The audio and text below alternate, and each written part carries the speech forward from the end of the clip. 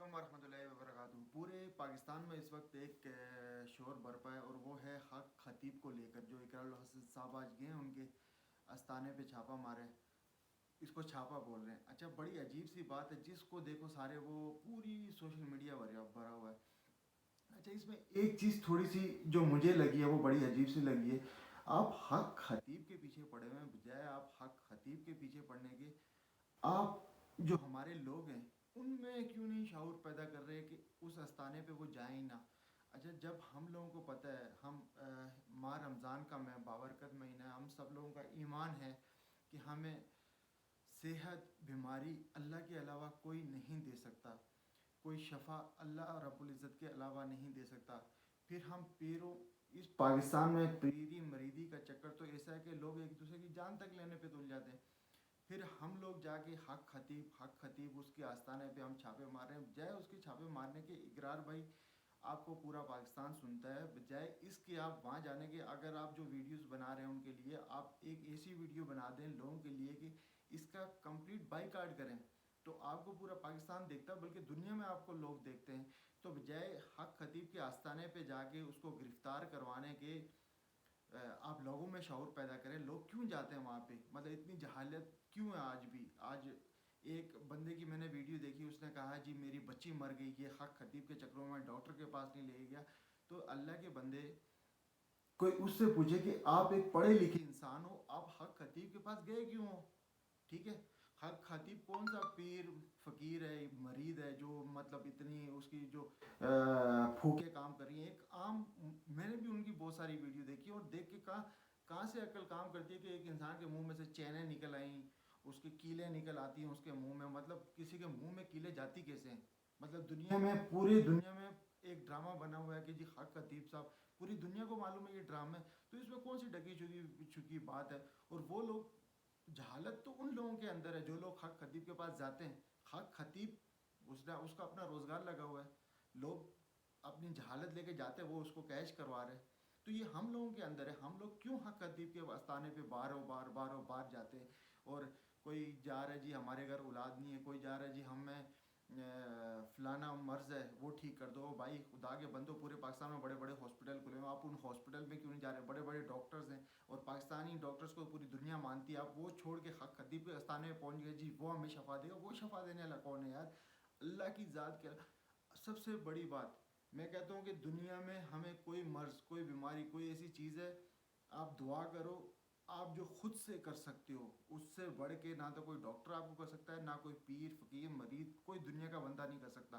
क्योंकि सबसे, अब हम लोगों में मसला क्या है, हम लोगों को ये है कि हम लोग ख़ुद अपने आप को मुसलमान बोल रहे हैं, लेकिन हम लोग शऊर की कमी है। हम लोग कुरान पाक नहीं पढ़ते, तर्जमे से नहीं पढ़ते। इवन कि मैं बोल तो रहा हूँ वीडियो में, लेकिन हम लोग आज दुनिया में इतने उलझे हुए कि मैंने खुद भी नहीं कुरान पाक पढ़ा हुआ तर्जमे से। एक दफ़ा ट्राई की थी, आधा पढ़ा छोड़ दिया। तो पूरी हमारे जो जितने भी इलाज हैं, जितनी भी बीमारी है, उनका इलाज हमारे कुरान पाक के अंदर मौजूद है। हम उस तरफ नहीं जाते, हम ख़ुद नमाज नहीं पढ़ते, ख़ुद इबादत नहीं करते। और हम में जब कोई मर्ज़ लग जाता है, कोई हमारी औलाद बीमार हो जाती है, हम खुद बीमार हो जाते हैं, तो हम शॉर्टकट ढूंढते हैं जी फलाना पीर है, वो हमें कोई घोल के हमें डाल देगा, हम ठीक हो जाएंगे। भाई क्यों, हम उससे पहले अपने ऊपर भी तवज्जो दें। हम अपने ऊपर, अपने अंदर भी देखें, हमारे अंदर क्या, हमारे अंदर क्या कोताहियाँ, क्या गलती है। और जहाँ तक इकरार भाई की बात है, इकरार भाई को तो मैं यही कहूँगा कि यार पूरी दुनिया उनको देखती है। उनको चाहिए कि बजाय हक खतीब के चक्रों में पड़ने के, उसको मैं वीडियो देख रहा हूँ जी हम इसको गिरफ़्तार करके छोड़ेंगे। और ख़ुद ये भी बोल रहे हैं अपनी वीडियो में कि भाई वो 2 मिनट के बाद वो दूसरे आस्थाने में बैठे हुए लोग, वहाँ दर्जनों लोग उसके पास बैठे हुए। तो भाई बजाय आप उसको गिरफ़्तार करवाने, आप क्या गिरफ़्तार, करोड़ों रुपए उस बंदे के पास है, आपने आज गिरफ़्तार करवा दिया। हमारे इस मुल्क में होता क्या है, कल वो बाहर आ जाएगा, उसकी दुकानदारी फिर चलने लग जाएगी। आपका इतना एफर्ट करने का फ़ायदा क्या हुआ। बजाय इसके कि आप उसको गिरफ़्तार करवाएं, आप लोगों में शऊर पैदा करें।